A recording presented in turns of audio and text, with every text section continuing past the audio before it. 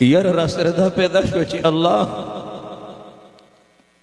هغه حقیقي اور به څنګه برداشت کوو. الله موږ د رحمت په صادر کې راونغاړه. الله ستا د رحم منتظر یو. اللہ مسلمان غفلت کے دے، اللہ نوجوان غفلت کے دے، اللہ زنانہ غفلت کے دے، اللہ دا موبائل پر نظرائی زمن چوندن زمن زندگی برباد کھڑے. اللہ دی ڈرامو فلمونو ٹک ٹاکو دی بے حیائی زمن زمن بچے پردے کھڑے دے ذہنی رلا غلام کو. اللہ دے ساری پا منس کے زمن جماعتون ویران پراتے دی کدا جماعت پا آغ سخت اور رزبان دے پا ما باندے شکایت کئی ما سر پا جواب نہیں کم قرآن سره چې ما په وفای کړی دا ټول ژوند مې موبایل لور کړی او ټوله ورځ تېره شوه شپه تېره شوه ما دوه ټکي قرآن نه دی ویلی که دا قرآن په ما شکایت کوي القرآن حجة لک او علیک زه به څه کومه ای موږ چې دلته کښېنو موږ سره الفاظ ختم شي زړه کې درد پیدا شي چې الله په کومو الفاظو باندې زه د دې خپلې معاشرې اصلاح وکړم. الله ماته داسې الفاظ راکړه باته داسې یو درد را نصیب کا چې زه د دې خپلو علما کرامو د دردونو ترجماني وکړم. الله دې نوجوان ته دغه دردونه ورسوم چې ته به مړ یې او ستا ټکټاکې به خلک ګوري. یو ورځ به ستا د عملنامه ستا رب ته مخامخ شي که نه ووضع الکتاب واذا الصحف نشرت اقرأ کتابک وګوره دا دې څه کړي دي.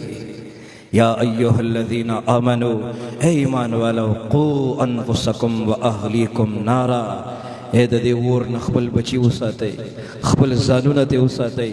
د خدا سي اور دی چې د دې اور خشاک خلق دی او کاڼي دي.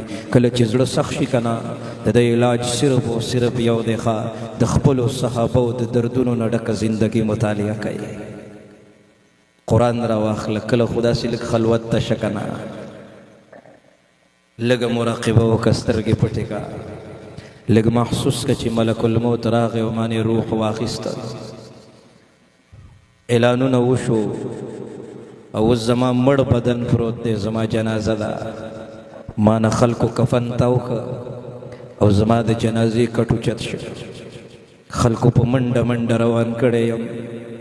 هلته یو کنده کنستې ده او هغې کندې ته قبر وایي د خاورو بالغ او لوی لوی تیږې را باندې کېښودلې. وګوره د خاورو څلی را باندې ودراو خلک رانه راغلل او زه یوازې پاتې شم. کله دا سوچ وکړه چې زه یوازې پاتې شم زه به څه کومه. دا سوچ وکړه الموت یأتي بغتة مرګ اچانک فیصله ده او دا سوچ وکړه والقبر صندوق العمل او قبر د عمل یو صندوق دی. اوس د صندقان بندي نو چاته پته نه لګي چې څه چل دی پکې. پیدا په دې دنیا دی هر بشر جدا جدا منزل د ټولو یو دی خو سفر جدا جدا. تاسو د ناس خلک نوجوانان ماشاءالله په نظر راځي مشران په نظر راځي چاته پته ده چې ماله به مرګ کله راځي.